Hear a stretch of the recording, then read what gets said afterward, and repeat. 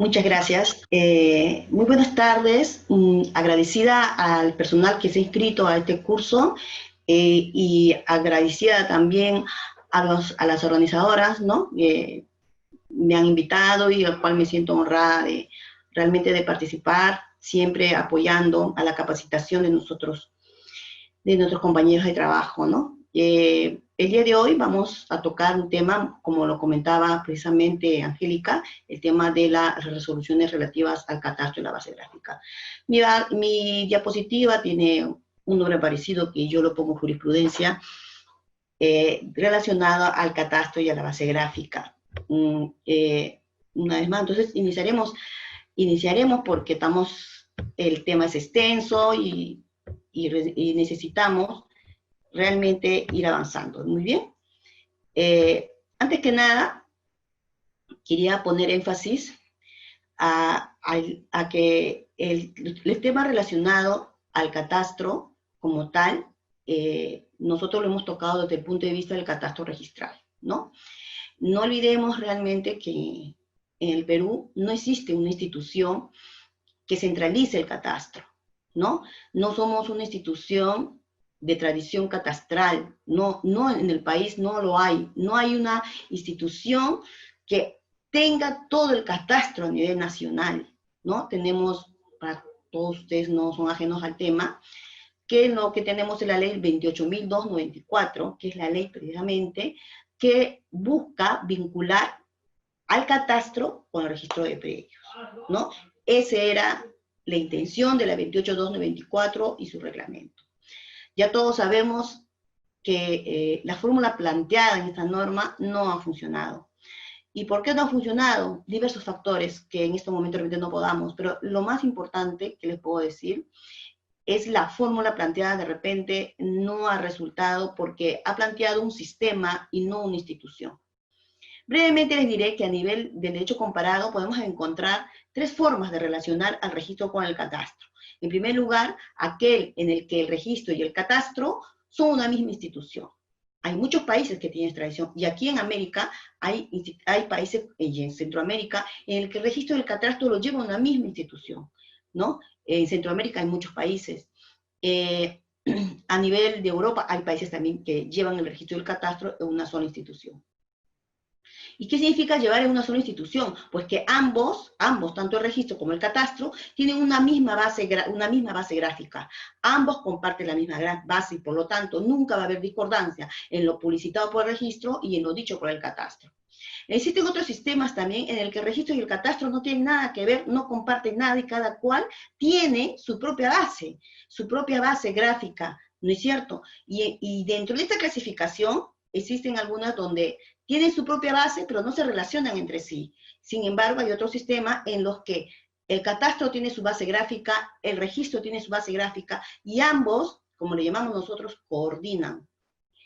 El Perú pretendió adoptar ese sistema por el cual el registro y el catastro, si bien tenían su propia base gráfica, podrían vincularse entre ambos. Ese es el sistema planteado en la norma. El tercer sistema a nivel internacional es aquello donde el catastro y el registro no se relacionan para nada, cada cual vive su vida y no tiene ninguna otra relación. Entonces, nosotros nos centramos entonces.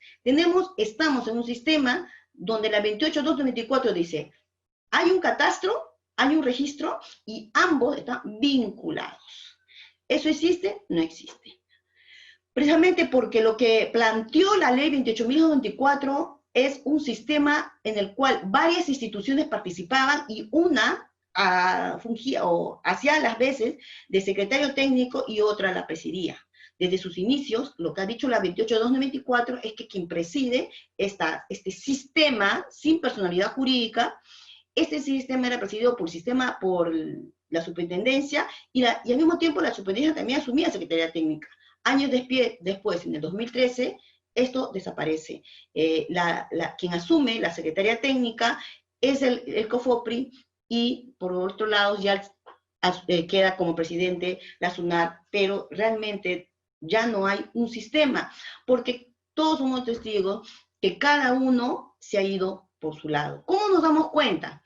Pues solo basta ver las diferentes bases gráficas que tenemos a nivel nacional. No tenemos catastro, es verdad, no tenemos una institución que centralice el catastro. Lo que tenemos es una actividad catastral que realiza, ¿quién de acuerdo a la ley realiza actividad catastral o quién debería hacer la actividad catastral de acuerdo a la ley orgánica de municipalidades? Pues las municipalidades a nivel urbano y los gobiernos regionales a nivel rural.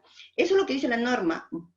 Sin embargo, somos un país donde cada distrito es diferente al otro, no solamente en su idiosincrasia, es además en los recursos que maneja.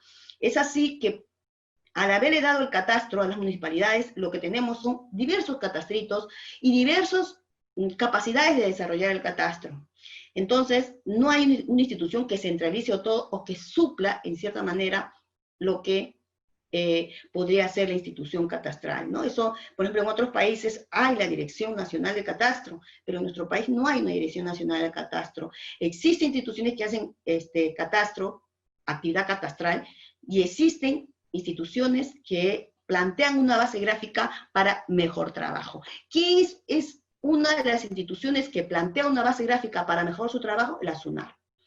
Pero también otros han empezado a hacer base gráfica. Tenemos base gráfica, por ejemplo, de la SBN, tenemos la base gráfica o el catastro minero, que también es un catastro temático, pero igual tiene su catastro. También tenemos al Ministerio del Ambiente, tenemos al Ministerio de Cultura, y tenemos N bases gráficas que plantean, o sea, que lo usan para solamente para mejorar su trabajo, para funcionar o dar el alcance a los derechos que en cierta manera ellos protegen, ¿no? El derecho minero, lo que tenemos también en las áreas naturales protegidas, todo lo que es a nivel de patrimonio cultural. Entonces, cada cual tiene una base gráfica. Y sin embargo hay una base gráfica, de todas estas bases gráficas hay una gran base gráfica que le da seguridad jurídica, ¿no? De todas estas instituciones, la que da seguridad jurídica es la SUNAR. Y entonces todo dice, ya, entonces lo que publicita la SUNAR es la verdadera. Y eso es un error. La SUNAR hace una base gráfica como cualquiera de los demás lo hacen. La diferencia es que por sus funciones y por su naturaleza y por la fortaleza institucional es que todos consideran que la que debería, ¿no? la que debería tener la base gráfica más exacta es la de la SUNAR. Y esto es el error de todos, inclusive de nosotros mismos, ¿no? Nosotros como institución no hemos sabido llevar a la ciudadanía que nuestra base gráfica es referencial, que nuestro mayor función es publicitar derechos. Así nació la SUNAR, para publicitar derechos. Y no solo la SUNAR, los registros públicos como tal, y no solamente en el Perú. Los otros países que tienen la tradición de germana, romana, tienen esa particularidad de publicitar derechos y además su registro nació para eso, para publicitar derechos. ¿Cuándo hay esa necesidad de que el registro, además de publicitar derechos, publicite los datos de hecho, es decir, la descripción física del predio?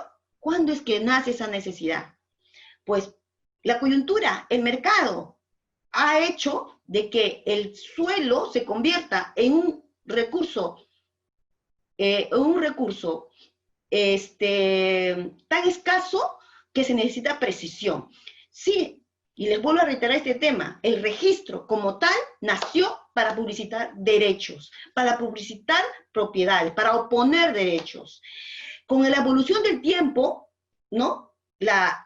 Y del derecho registral, en los que el principio de especialidad era considerado un principio básicamente, un registro básicamente formal de organización del registro, es que este principio evoluciona y se convierte en un principio material, en un principio sobre el cual giran los demás otros principios.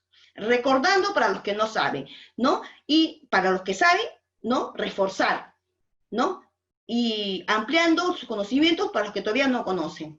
Les digo, ¿cuáles son los principios registrales más importantes alrededor que giran el principio de especialidad? El principio de rogación, el principio de legalidad, el principio de trato sucesivo, el principio de legitimación, el principio de fe pública, el principio de prioridad excluyente y el principio de prioridad preferente. Todos estos principios están alrededor de un gran principio que se llama, ahora llamado gran principio, y no fue concebido como tal, que es el principio de especialidad. Y todos estos principios, ustedes dirán, ¿qué tiene que ver con el catastro? ¿Qué tiene que ver con nuestra base gráfica? Pues mucho. Mucho tiene que ver. Esa es la posición de quien está acá al frente de ustedes, el quien está acá exponiendo. La posición de que ya la calificación en predios, si bien es cierto, tiene un alto contenido técnico con la participación de un ente técnico, lo cierto es que no debemos olvidar que también en esa calificación interviene el principio de todos los principios registrales. No debemos olvidar básicamente que los principios registrales no son excluidos ni en la calificación de predios ni en ninguna otra calificación. ¿Y que tiene que ver con la base gráfica? Uy, mucho tiene que ver con la base gráfica. ¿Por qué? Porque ahora en doctrina existe lo que se llaman los principios gráficos registrales. Y ustedes dirán, ¿de dónde sacó eso la doctora? Pues de todo. Y eso lo vamos a ver cuando vamos a exponer ahorita nuestra jurisprudencia. Los principios gráficos registrales son más que no es otra cosa que una vertiente de la calificación registral. El registrador de predios califica derechos, pero también debe calificar la parte gráfica. ¿Quién participa en la calificación gráfica? Esa parte de la calificación gráfica y la aplicación de los principios gráficos registrales es una labor conjunta entre el registrador de la propiedad y el registrador y el profesional del área técnica. El área técnica es un gran soporte, pero quien al final es el responsable de la calificación es el registrador público, y así está en la ley. De ahí podemos discutir sobre la vinculación o no vinculación del informe de catastro. Eso es un tema que nos podría llevar foros y foros. Pero yo les digo lo que dice la ley y lo que es la naturaleza de la calificación registral y la tradición nuestra, la peruana. La calificación registral, de acuerdo a lo que dice el 2011, recae del Código Civil, recae sobre el registrador público y él es el único responsable, nos guste o no nos guste. Pero no es tan difícil aplicar los principios registrales a una calificación gráfica. Vamos a ver también que esto nos va a ayudar a ver más claro el tema, ¿no? Y saber el lugar que le corresponde al registrador y el lugar que le corresponde al área técnica. No tienen por qué ser uno más que otro, ni uno más aplastante que el otro. La calificación gráfica es una calificación conjunta, es una ayuda mutua del técnico y al registrador, pero también es cierto que entre los dos, quien asume la responsabilidad de la inscripción, porque eres el que actúa como principal intérprete, es obviamente el registrador público. Nuestra área técnica tiene un valioso apoyo hacia nosotros, pero no nos olvidemos, registradores, yo como vocal y he sido registradora también, no nos olvidemos que la mayor responsabilidad es nuestra, con los límites que nos pone nuestro reglamento, pero es igual, somos responsables. Dicho esto, procedo a lo que es nuestro tema, ¿no? No me gusta entrar directamente a decirle, oye, primer precedente, segundo precedente, no.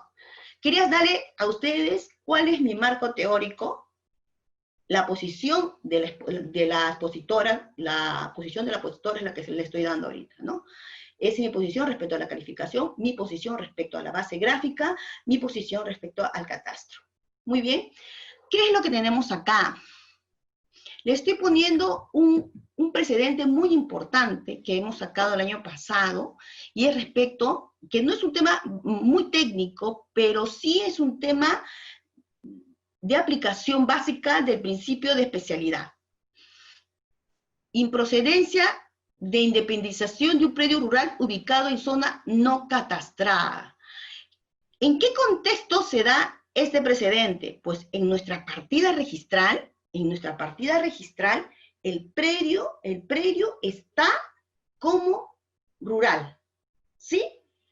Esto es la verdad. Y si está como predio, ni siquiera rural, está como rústico, ¿no? Si el predio se presenta como rústico ante nosotros y resulta que nos vienen ahora a presentar una independización del predio como rural, esto es, con la participación de un gobierno regional, de una autoridad competente respecto a predios rurales, entonces nosotros nos decimos, ¿este predio es rural o no es rural? Nuestro registro publicita de manera exacta la naturaleza del predio y nosotros nos ponemos a pensar, y si decimos que sí, estaríamos aplicando un razonamiento simplemente lógico, pero apartado de la realidad. Obviamente, si yo aplico el principio de legitimación y en la partida registral aparece como un predio rural, entonces será rural, decimos nosotros. Y aquí me quiero detener respecto al principio de especialidad y los datos de hecho. Realmente nuestros datos de hecho, los datos de hecho que están en la partida registral son exactos, están protegidos por el principio de legitimación. Mucho se discute este tema, mucho, porque, como les reitero, hay doctrina abundante en el sentido de que el registro de la propiedad solo otorga legitimación a los derechos allí inscritos, pero no puede otorgar realmente legitimación a los datos de hecho. ¿Y por qué? Porque nuestros datos de hechos que están en nuestras partidas no tienen una consecuencia, no tienen un origen realmente técnico y por lo tanto el registro no puede dar fe de lo que está ahí. Además, existen hechos extrarregistrales que hacen cambiar la naturaleza del predio. Un predio rural puede cambiar su naturaleza cuando está ubicado cerca al casco urbano. Entonces, si esto es así, el predio puede ser considerado realmente un predio que solamente está en área de expansión urbana. Veamos, ¿qué es lo que dice este precedente? No procede la inscripción de la independización de un predio rural en zona no catastrada por falta de competencia del verificador catastral cuando de la partida vinculada o del título se aprecie que el bien se ubica dentro del área urbana o del área urbanizable, así como cuando del diseño de las unidades inmobiliarias resultantes se evidencie razonablemente el encubrimiento de una parcelación de terrenos rústicos o habitación urbanas reguladas en una ley 29.090. ¿Qué es lo que le estamos diciendo acá, señores? Acá se relativiza totalmente el principio de legitimación de los datos de hecho. Estamos ante una partida registral donde el predio se visualiza o se publicita como un predio rural. ¿Está bien? Y se pide la independización de parte del predio, ¿no?, con firma del verificador catastral. Me gustaría preguntarles, pero el tiempo nos gana, ¿cuándo asume competencia un verificador catastral? Pues un verificador catastral tiene competencia cuando estamos ante un predio rural, pero no catastrado, porque un predio rural catastrado asume el ente formalizador o el gobierno regional. Entonces, para que el verificador catastral asuma competencia, tiene que haber un certificado que diga, este predio, ¿no? Este predio no es catastrado. El certificado negativo debe decir, el predio no es catastrado. Si no es catastrado y es rural, entonces asume el verificador catastral.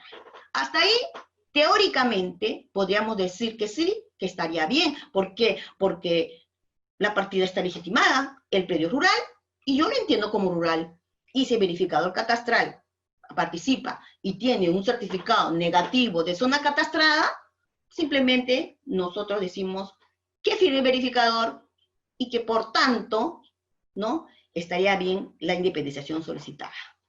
Hasta ahí, principio de legitimación puro, y nos olvidamos del resto. Pero, ¿qué es lo que ha discutido el tribunal acá? El tribunal ha dicho, pero ¿cómo podemos cerrar los ojos cuando estamos viendo del mismo plano que está presentando, el mismo plano de ubicación, que el predio se encuentra en zona de expansión urbana? O lo que está pretendiendo hacer no es una parcelación cualquiera, simple y exactamente está encubriendo una habilitación urbana sin hacer obras, sin haber ejecutado ni un acto que habilite el predio como tal. Entonces, el supuesto de hecho es, hay una partida registral donde se publicita un predio rural.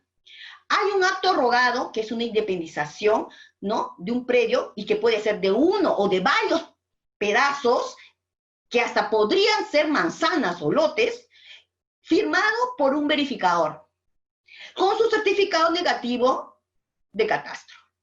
¿Ok? Certificado negativo de catastro, puede participar, pero en el plano de ubicación nos damos cuenta que ese predio realmente está en zona urbana y lo que está encubriendo es una habilitación urbana, ¿no?, sin los estándares que corresponde a una verdadera habilitación urbana. Hemos tenido varios casos de estos. Yo he tenido un caso en el que se ha presentado en San Andrés, aquí por Cañete, en el sur. Ahí también se me presentó un conjunto habitacional y todos tenían su certificado catastral, tenía por decir, 180 parcelitas pequeñitas, pero también se veían que estaban divididos por calles, que tenían áreas comunes. Prácticamente era una habilitación una habilitación que le dicen de vacacional, de habitación vacacional, que se daba ahora con áreas comunes mancomunadas. Se veía que era una habilitación, se veía que no se iba a darle, porque lo importante de un predio rural no es que la partida legal rural, lo importante de una partida de un predio rural es que tenga vocación agrícola o pecuaria, ¿no? No podemos decir que en base a la legitimación, o sea, el registro convierta a un predio o diga que un predio es rural cuando realmente está ubicado en zona de expansión urbana. Bueno, esto ha sido una discusión, porque obviamente con mucho fundamento había un sector del tribunal que decía, mira, está legitimado, ahí dice que es rural y está legitimado. Y otros que decíamos, pero ¿el registro realmente legitima la naturaleza de un predio o es que no? Que nosotros tenemos que ir más allá de la legitimación si es que concebimos la idea de que los datos de hecho que publiciten registros están totalmente relativizados. En España, el principio de legitimación gráfica, le dicen, sí se ha convertido en un verdadero principio, pero esto pasa después que existe una verdadera coordinación entre el catastro y el registro. Cuando ya el predio está coordinado, entonces sí podemos hablar de un predio que adquiere legitimación, o sea, una partida cuyo asiento de descripciones del predio adquiere legitimación. ¿Por qué? Porque esa descripción que está en el registro está amparado en el catastro. Entonces, la ley 13 del 2015 ha establecido, cuando se da esa coordinación, ya estamos hablando recién de un principio, de la aplicación del principio de legitimación. Estamos hablando de asientos legitimados. ¿Eso se da en nuestro caso? No. Aparte que no hay una ley que diga que tanto así, pero también hay una ley que nos dice, oye, todo lo que está en el registro se asume que es legítimo, está legitimado, ¿ah? Pero debemos entender que los alcances que le da nuestro registro es en cuanto a los derechos. Todavía estamos en pañales para poder decir que efectivamente el principio de legitimación se aplica a rajatabla a las descripciones o a los datos de hecho de un predio que obran registrados en la partida registral. me gustaría decirles, ¿tienen aún una pregunta? Pero lamentablemente no puedo decirles porque el tiempo nos gana. No sé si quedará claro, por favor, si tienen alguna pregunta, pueden ponerla por escrito para yo poder darles mayores alcances respecto de este precedente. Hay otro precedente que habla sobre el informe técnico emitido por el área del catastro. ¿Cuál es el contexto sobre este precedente? Pues chicos, les digo,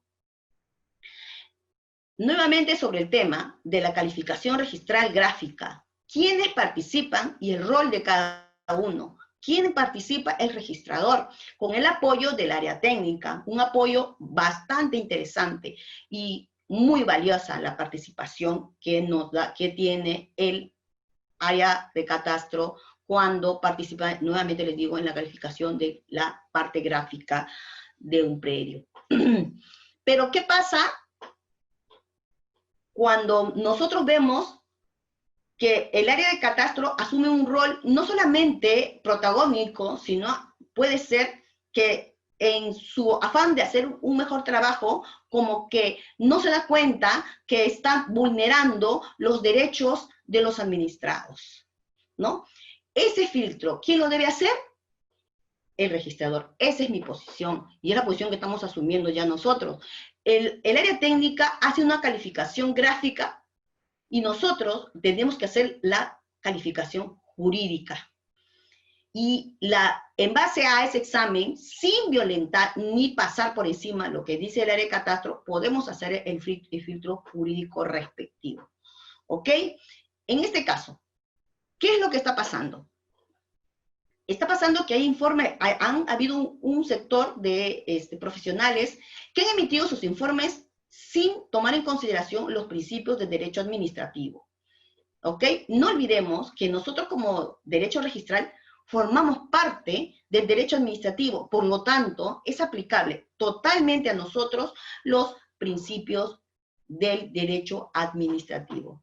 ¿Qué significa esto? Ah, pues que debemos darle oportunidad al usuario de entender bien nuestra observación. ¿Por qué? Porque él se merece una debida motivación, ¿sí? No se trata de decir, te falta y te falta. No me gusta tu plano porque no me gusta. Tu plano es ilegible. Tu plano debe tener tal cosa. Y es de observaciones sin indicarle el fundamento técnico, el fundamento legal, normativo, que pueda tener esta observación. Entonces, los principios del debido procedimiento, la debida motivación y el fundamento jurídico de las observaciones no pueden escapar en los informes del área técnica. Y eso es lo que ha pasado en esta discusión que hemos tenido en el tribunal. Ustedes saben que los precedentes surgen porque hay controversias en el seno del tribunal y entonces nosotros tratamos de unificar criterios en nuestros acuerdos y precedentes. Entonces, en este caso había una posición en la que decía, mira, si el área técnica lo dijo, es porque lo dijo y hay que, así como está, decirle al usuario. Incluso hay resoluciones del tribunal registral que decían, mira, todo lo que dice catastro está exento de calificación, tú transcríbelo, de verdad. Y eso ya pues es una posición que ha sido superada totalmente por nosotros y también ha sido clarificada en los diversos directivas que ha sacado la propia SUNAR. La propia SUNAR ha sacado sus directivas. En la directiva de búsqueda catastral exactamente nos dice que nosotros, los registradores, podemos rechazar informes de catastro que incurran en error jurídico, alguna imprecisión respecto a las partidas registrales. ¿Y cuándo sabemos que hay ese error? Cuando examinamos el informe. Una cosa es examinar y otra cosa es transcribir tal cual.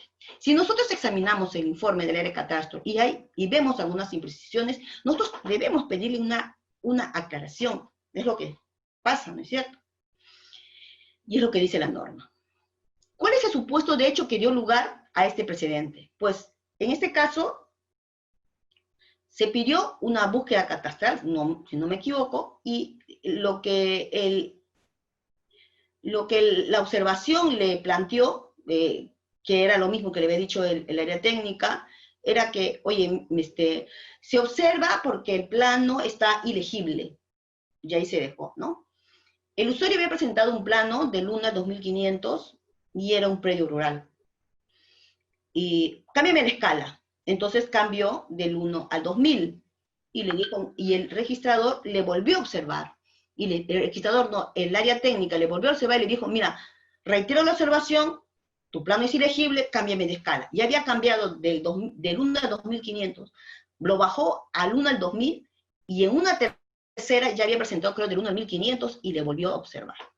Y ahí es donde nosotros nos decimos, ¿en qué momento el área técnica le va a decir cuál es la escala? ¿Cuál es la escala que debe traer?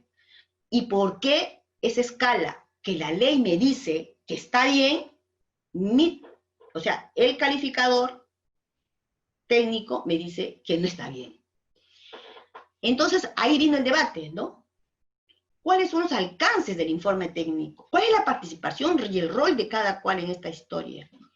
Bueno, el precedente dice así: el área de catastro no puede solicitar al administrado plano a escalas cartográficas diferentes a las previstas normativamente. Asimismo, cuando requiera la presentación de planos con nueva escala, deberá especificar la escala idónea necesaria para emitir el informe técnico. Este segundo párrafo es muy importante, ¿no? Y hay que tomarlo en consideración. Cuando requiera la presentación de planos con nueva escala, deberá especificar la escala idónea necesaria para emitir un informe técnico. No basta entonces con decirle, oye, tu escala no me gusta, o bueno, eso parodiando, ¿no? Pero solamente se le dice, la escala no es suficiente, tu escala o tu plano es ilegible. Eso no ayuda al usuario, ¿no? Cuando no se cumple con lo antes señalado, es cuando no se le dice nada, cuando no se le dice al usuario cuál es el error, el registrador o el abogado certificado debe solicitar su corrección, rectificación o ampliación correspondiente al área de catastro según sea el caso, ¿no? Entonces, no es que cuando leemos y le damos hacemos un análisis del artículo 11 del reglamento de inscripciones de registro de predio, que nos dice que el informe es vinculante, no significa realmente que asumamos que todo lo que dice el área de catastro está exento de motivación, incluso exento de error. No es así. Vinculación, señores, no significa infalible, porque está hecho por humanos y como tal se pueden equivocar también. ¿Y quién nos va a dar la solución? La norma. No hay forma. Si hay una discrepancia entre lo que opina el registrador y lo que opina el área técnica, nuestro mayor árbitro es la norma. Y en este caso, la norma que nosotros hemos aplicado son las normas que establecen los requisitos de los planos, las normas que establecen las escalas cartográficas válidas para predios rurales, para predios urbanos. Entonces, hay unas escalas que no es que a mí se me ocurre presentar del 1 al 1001 o al 1002, no, las escalas ya están establecidas en la norma, y por lo tanto, lo que me tiene que decir el área de catastro, que si no le gusta mi escala de 2500, me tiene que decir, oye, la de 2500 no me parece, no define bien a tu predio, entonces tráeme una de 1000, una a 1000. Cosas como esa, ¿no es cierto? Ahora, aquí hay un concepto que debemos tener claro. Una cosa es la precisión y otra cosa es la legibilidad, porque la observación decía, tu predio es ilegible, consecuentemente tráeme a otra escala, y uno se queda así medio extrañado, ¿no? O sea, la consecuencia tiene que ver algo con la premisa, el supuesto de hecho es la consecuencia, en este caso yo no lo veo, porque lo otro es que me diga, oye, la escala al 2500 que me has presentado, no es, en primer lugar, no me deja ver el predio, no ubica el predio, no me permite localizarlo, y por lo tanto tráeme del 1 al 1000. Eso sería una observación. Pero tú no le puedes decir al usuario, tu plano es ilegible, lo lógico es que si mi plano es ilegible, lo que le tengo que decir, tráeme un plano legible. ¿Ok? No le puedo decir, tú puedes elegir y tráeme otra escala, porque no tiene que ver una cosa con la otra, porque el plano puede estar en una escala suficiente, sin embargo, como todavía no usamos el formato papel, la impresión puede ser pobre y no permite leer bien las demás características que pueda tener el predio, porque cuando uno hace un plano de ubicación, no olvidemos olvidar a los profesionales que lo hacen, siempre debemos pedir que nos pongan las referencias de ubicación del predio, todo lo que le rodea al predio para poder ubicarlo en nuestra base gráfica, ¿no? Entonces, ¿qué tenemos en este precedente? La aplicación, en primer lugar, de las obligaciones de todos los servidores públicos, que incluye la ley del catastro, de motivar sus decisiones. El derecho que tiene el administrado de saber por qué se le observa su expediente, ¿sí? ¿Ok? Y sobre todo el principio de legalidad. Nosotros no podemos, definitivamente, dar una observación, ni siquiera en el área de catastro, por más vinculante que sean los informes, no podemos hacer una observación ni asumir como registrador que así está bien, si es que nosotros no tenemos una norma técnica, en el caso de ellos, que fundamente nuestra observación.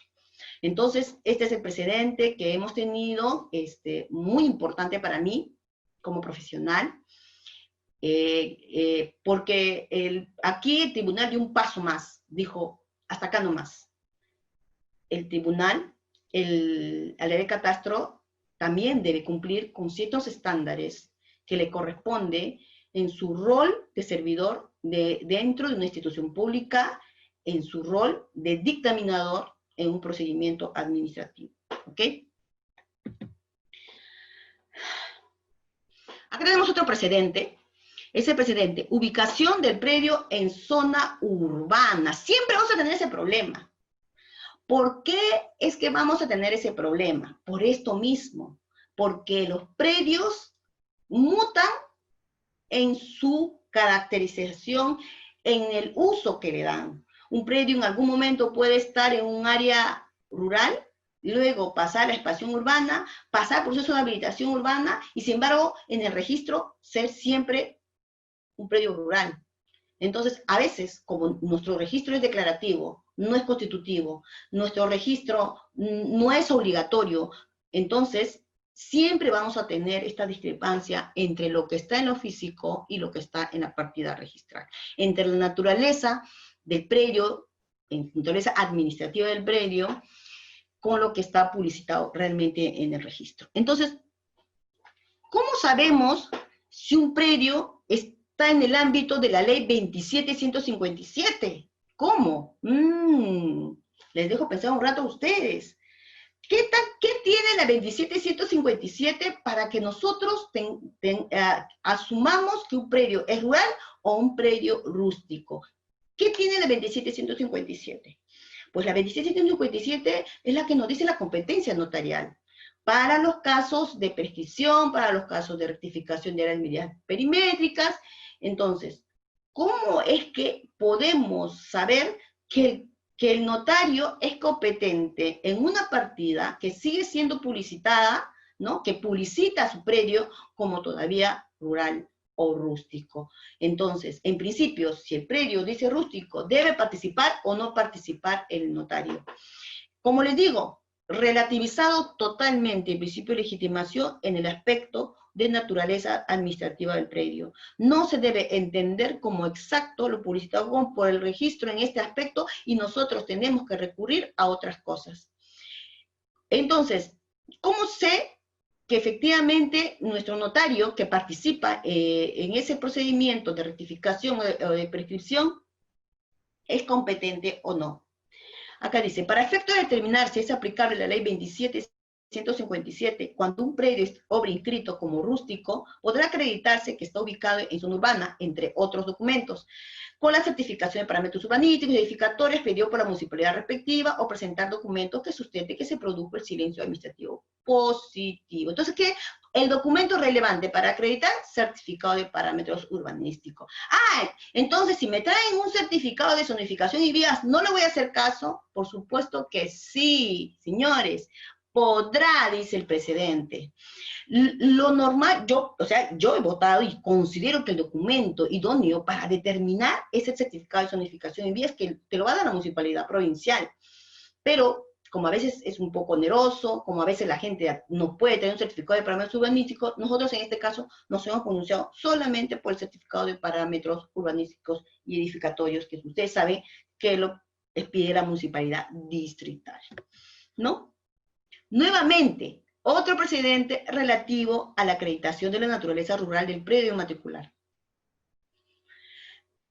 Acá hay un artículo un precedente bastante grande que nos dice: a efecto de inmatricular un predio rural ubicado en zona no catastrada en mérito del artículo 2018 e indicar el asiento su naturaleza de acuerdo al artículo 19, inciso A del Reglamento de Inclusión y Registro del Predio, se requiere adicionalmente a los requisitos previstos en este último reglamento que la naturaleza del predio sea acreditada mediante documento expedido, ya sea por COFOPRI o por el gobierno regional, ¿no? En el sentido que el predio tiene su uso agrícola, ¿no?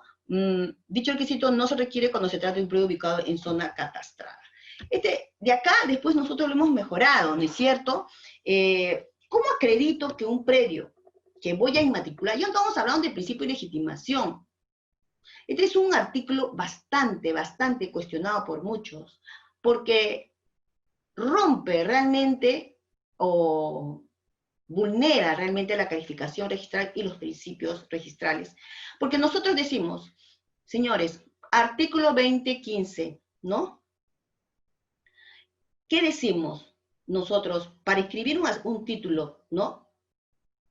Primero hay que acreditar que lo que se va a escribir deriva del es el derecho de donde emane, ¿no? Nos dice el 2015, ¿no? El tracto sucesivo, ¿no? Lo que debemos acreditar que el acto que viene, ¿no? Deriva del asiento que está inscrito, ¿no? Pero la norma dice una cosa muy importante, ¿no? La norma dice: salvo la primera inscripción, lo que significa que a la primera inscripción no le aplicamos el tracto sucesivo. Ese tracto sucesivo, que nosotros le llamamos en doctrina el tracto material, porque el tracto formal se establece en el registro, el tracto material no es calificable por el registro. Lo importante es que tenga la antigüedad y yo lo escribo. Pero ¿qué pasó con este precedente? Con este precedente lo que se le dice al usuario es que me tiene que acreditar que el predio es rural, ¿no? ¿Por qué? Porque si es eriazo, escuchen, tú me tienes que acreditar, eso ya ha habido otro precedente sobre ese tema, tú me tienes que acreditar que tu predio eriazo, tu derecho de tu predio eriazo deriva de un derecho que el Estado te otorgó. Porque los predios eriazos solo pueden ser otorgados por el Estado, no se puede dar y no se puede inmatricular a particulares si no se acredita que deriva de una transferencia del Estado. Y eso realmente rompe el equilibrio de la aplicación de los derechos, de los principios registrales y sobre todo del principio de tracto sucesivo. Entonces acá nuevamente nos viene a la cabeza: ¿somos competentes los registradores para calificar el tracto material? Y ahí es, y nosotros en este precedente hemos optado porque sí es posible que nosotros califiquemos eso. Bueno, aquí en este precedente lo que hemos dicho que hay que presentar un documento que acredita, ¿no? que acredita que fue otorgado por COFOPRI o por gobierno regional, ¿no? En el sentido que el predio tiene agrícola, es de uso agrícola, porque solo a la agrícola yo no le voy a hacer la calificación del tracto material, solo al predio eriazo. ¿Por qué? Bueno, hay un trasfondo político-social y mucha empatía de los vocales por los predios del Estado, porque como la SBN no cuida los desiertos, los cerros. Entonces, bueno, el tribunal se le ocurrió que nosotros tendríamos que ser los que cuidemos, y para que no se inmatriculen grandes extensiones de terreno a nombre de terceros, sin más título que un otorgado por un particular a otro particular, entonces el tribunal optó por esa posición, ¿no? Frente a otra posición del mismo tribunal que decía: yo ese tema no califico, no interesa de dónde derive, mientras se cumpla con los requisitos establecidos en el artículo 2018, ¿no? Del Código Civil. A mí me han dicho que son 40 minutos. Yo le dije a Angélica, querida de mi corazón, yo hago 3 horas de este tema. Estoy en la tercera diapositiva. No sé si me van a dar más tiempo, o no sé, Angélica, por ahí cómo hacemos este tema. ¿Me das unos minutos más? Hola. Sí, sí, doctora, no hay ningún inconveniente. Se le da unos minutos más. No hay Ya, ningún inconveniente. unos minutos más, nada más.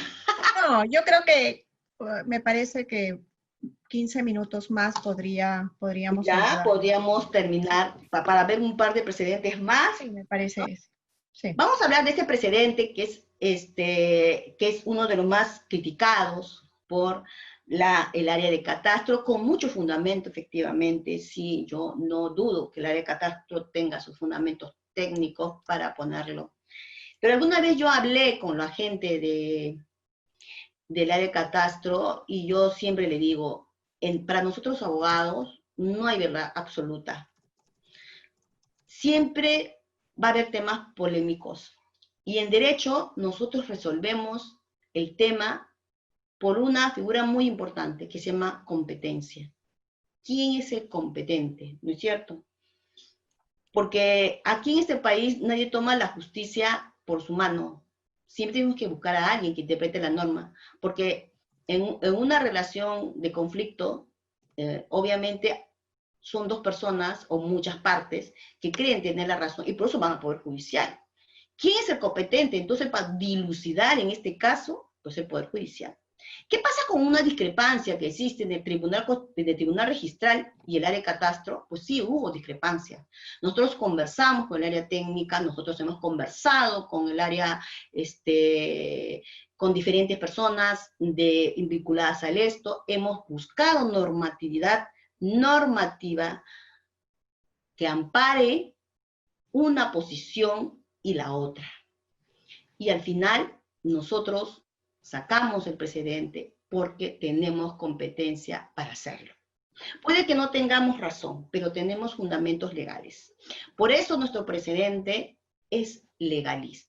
Este precedente, a diferencia del anterior, que unos pueden cuestionar que el tribunal ha optado por una interpretación ponderada en salvaguarda de los terrenos del Estado, en este caso, el tribunal optó por una posición legalista al 100% porque no teníamos el convencimiento de una y otra posición, pero sí tendríamos que ampararnos por lo que estaba escrito. Nuestra tradición jurídica en nuestro país es del derecho escrito. Entonces nosotros hemos dicho, sí, vamos a optar por un tema bastante legal.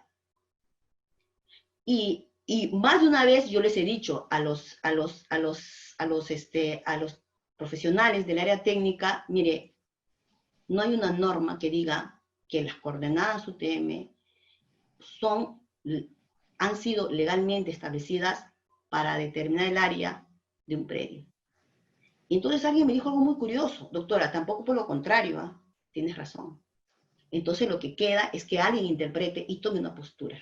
Y en el sistema registral, como en el caso como el nuestro, donde hay una primera y una segunda instancia, los competentes para determinar este conflicto interpretativo era el tribunal registral.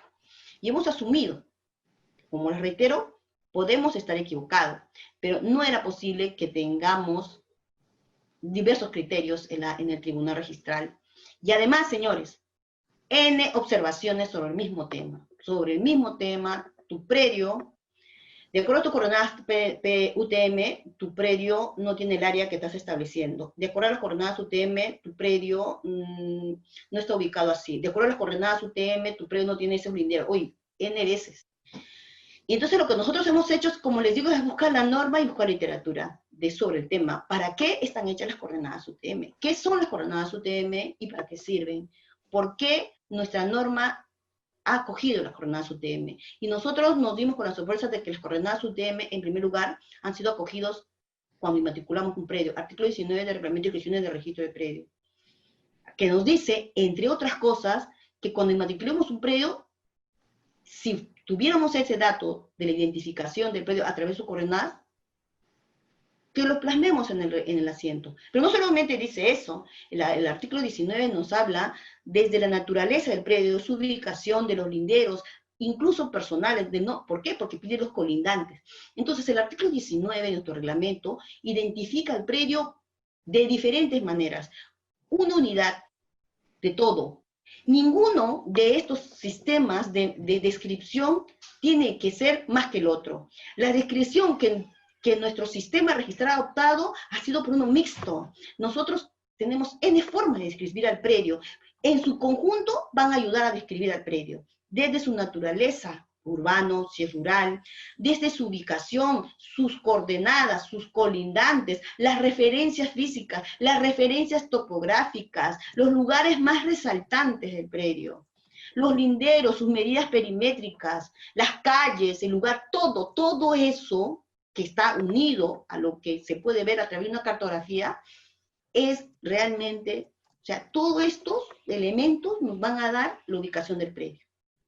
No es que tengamos un sistema en el que la referencia a través de las coordenadas es la única forma, y por lo tanto, yo voy a aplicar solamente coordenadas. Sácate el cabello. ¿Aló? ¿Por ahí? ¿Sigo hablando? Ya, chévere. Entonces, ¿qué nos dice el precedente? Las coordenadas UTM sirven para ubicar especialmente a los predios y no están establecidas legalmente para calcular el área o medidas perimétricas, por lo que no cabe formular, escuchen, observación, y es lo que nos dice la norma, observación en virtud a la discrepancia, ¿no? Uy, se me va. A la discrepancia existente entre el área gráfica resultante de la reconstrucción a partir de las coordenadas UTM, efectuada por el área técnica y el área del plano presentado por el interesado, ¿no? Eso es lo que nos dice este precedente, que es muy importante, lo que nosotros, aquí se terminó la controversia, desde esa vez ya no hemos vuelto a tener observaciones al respecto.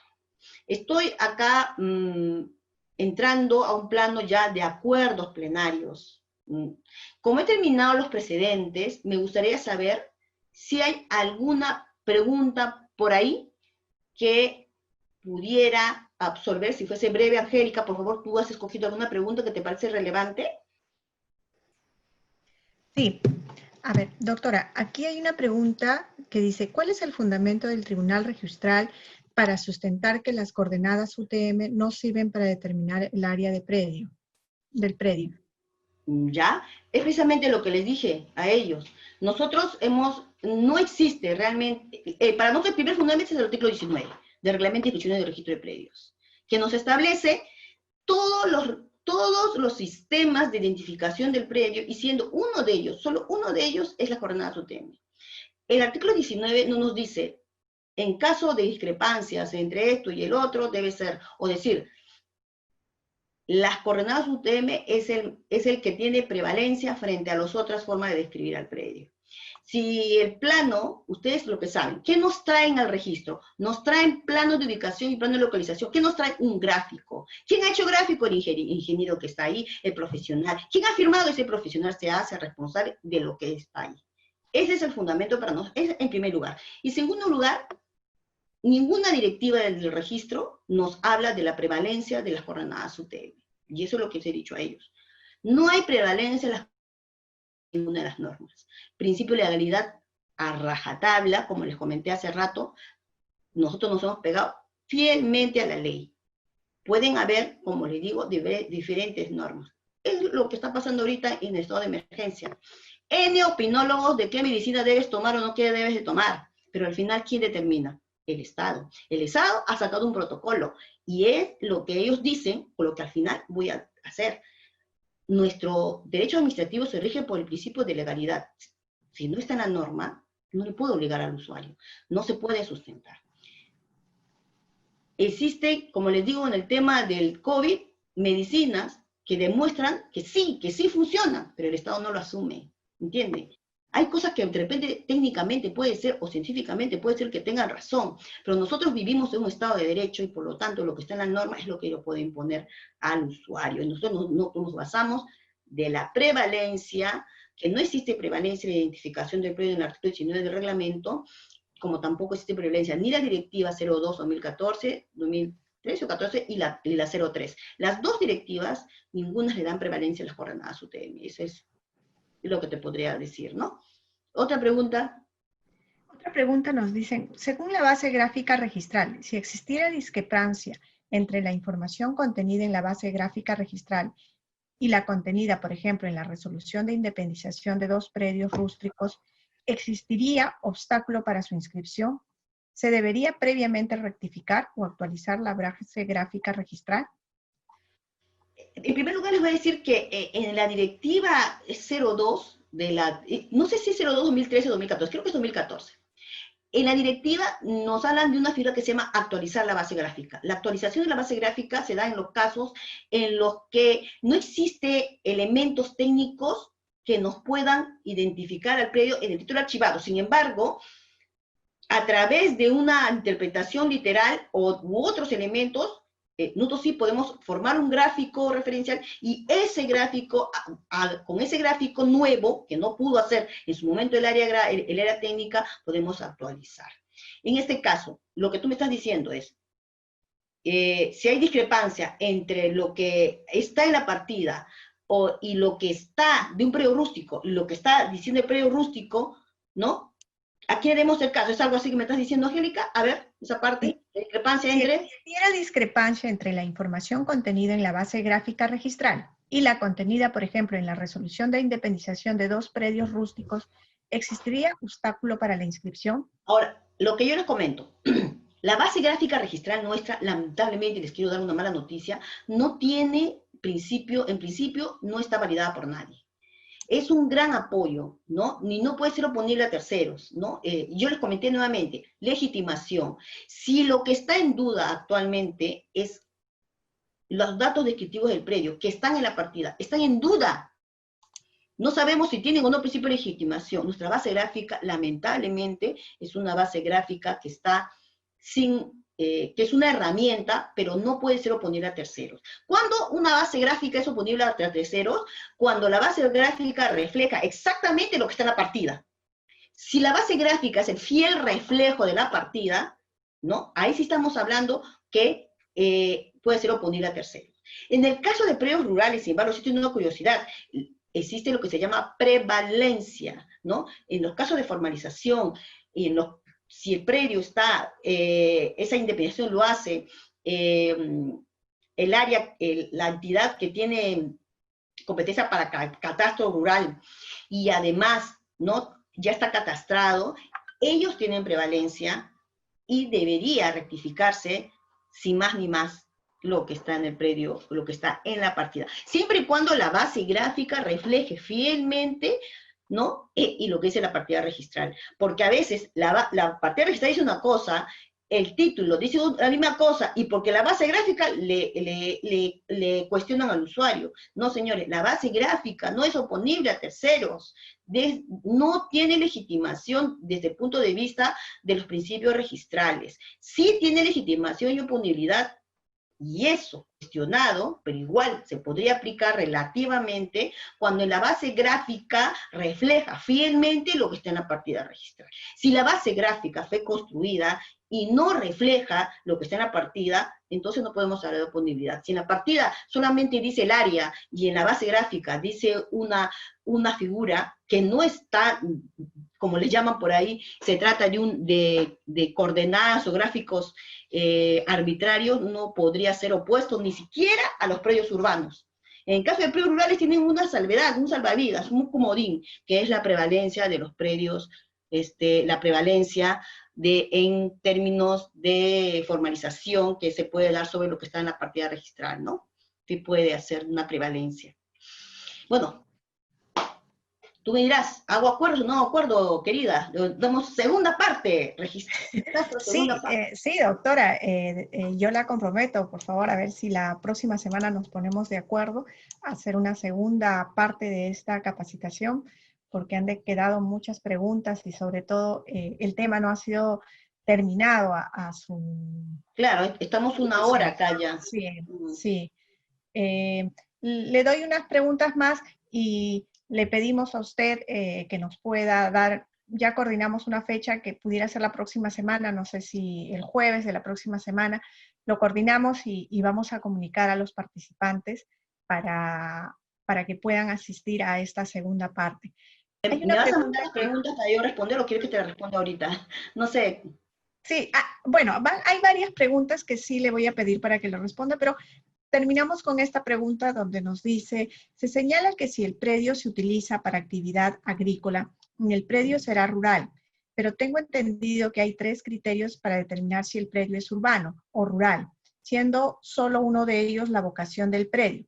Entonces pregunto, si la vocación aplica para la independización conforme a uno de los precedentes comentados. La verdad que nosotros, la vocación se lo da la autoridad competente, ¿sí?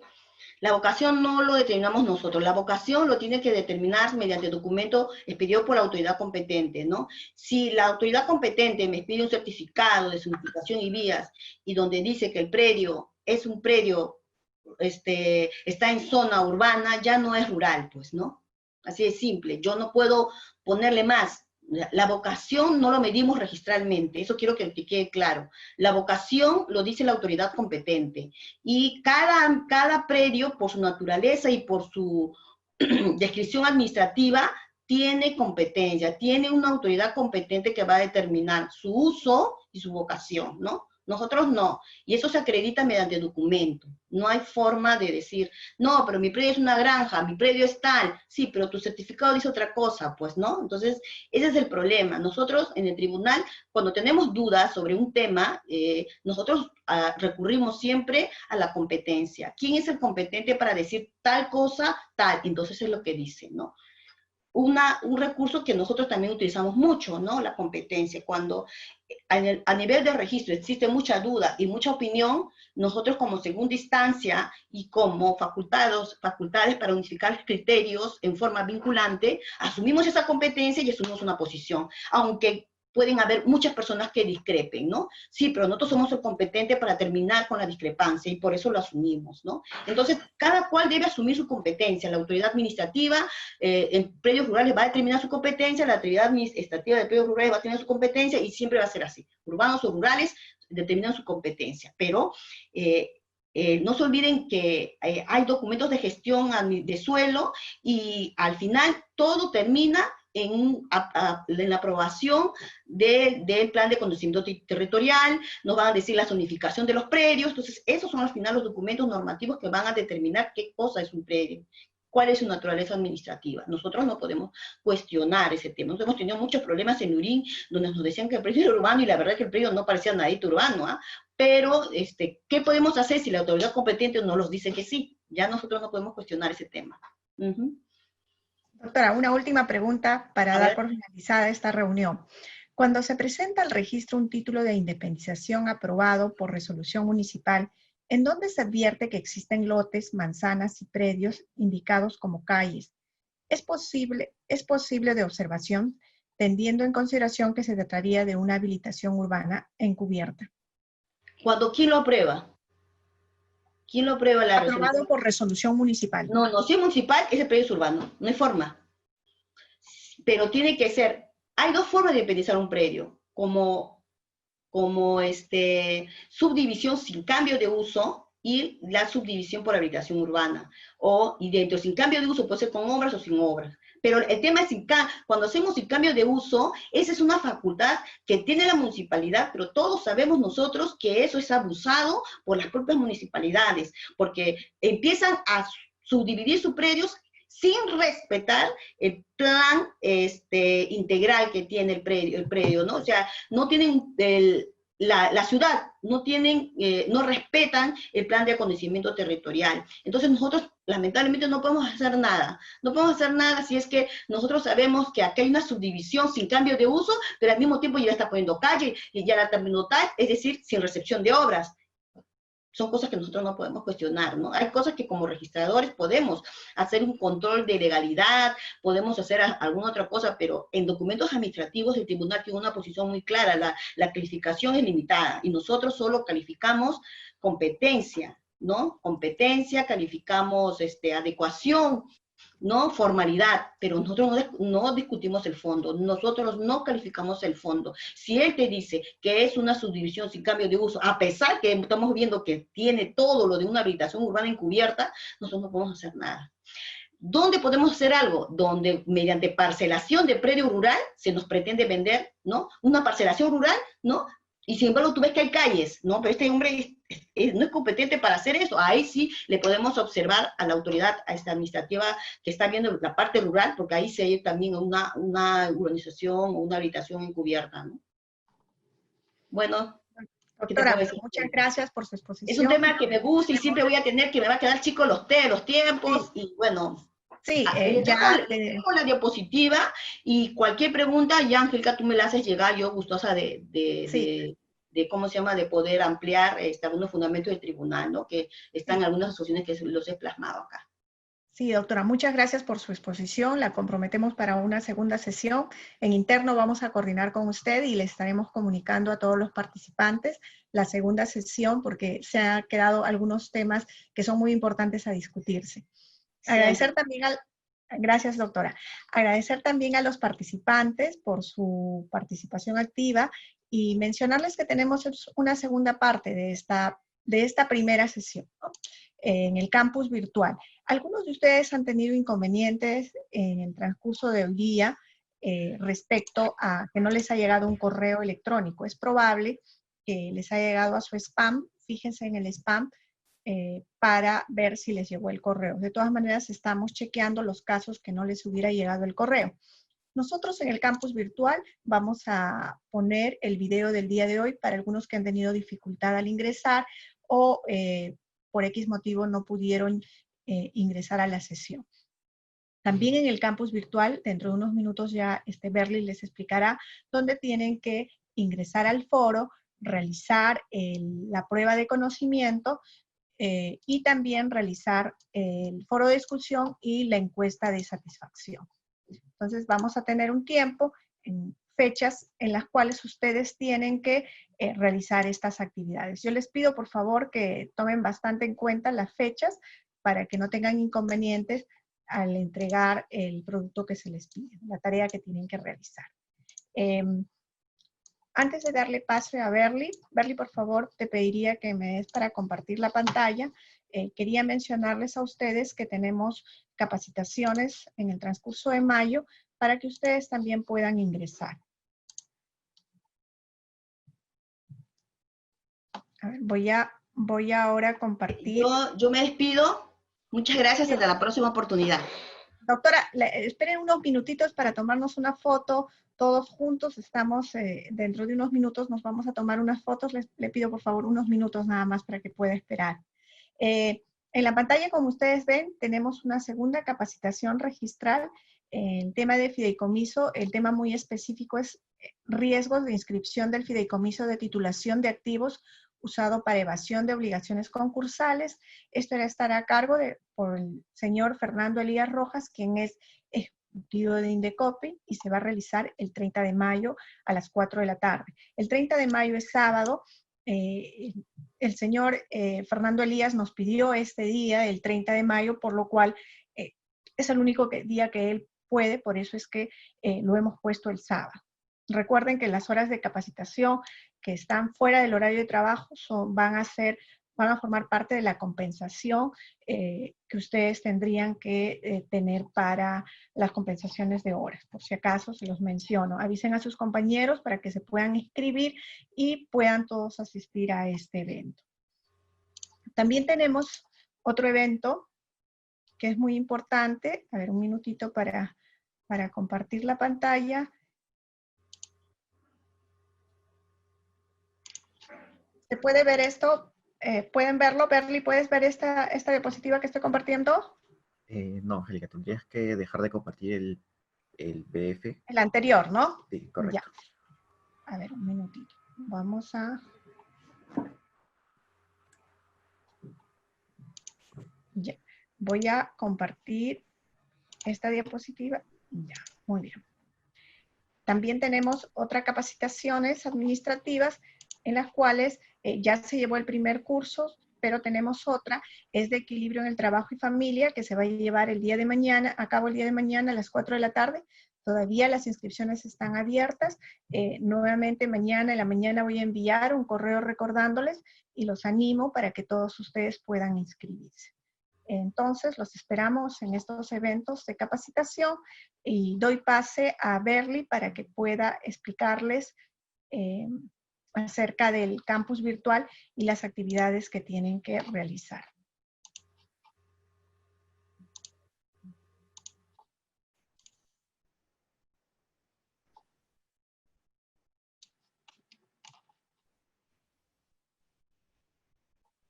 No se olviden los participantes que necesitamos que ustedes al momento de ingresar al Zoom o algún aplicativo que les demos, ustedes tienen que ingresar con su nombre y apellido para no tener inconvenientes al poder tomar el control de asistencia.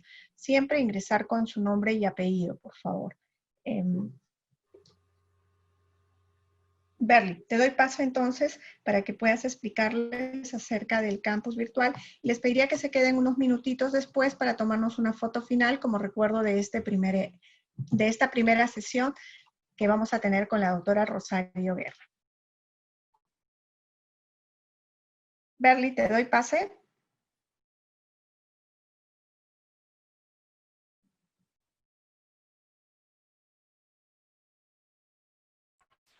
Ok. Ya me avises cuando es, para ponerme simpática. Silencio. ¿Se ve el campus virtual? Sí, ¿no, Angélica? Sí, sí. Berly, ¿qué te parece si tomamos una primera foto todos juntos antes de que la doctora se retire? Tomamos una foto todos juntos.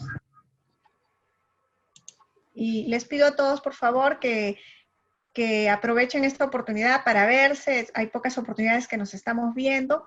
Y en la parte de su laptop o su PC, si pueden ver, hay una lucecita donde está la cámara. Miren esa lucecita y vamos a sonreír un rato para tomar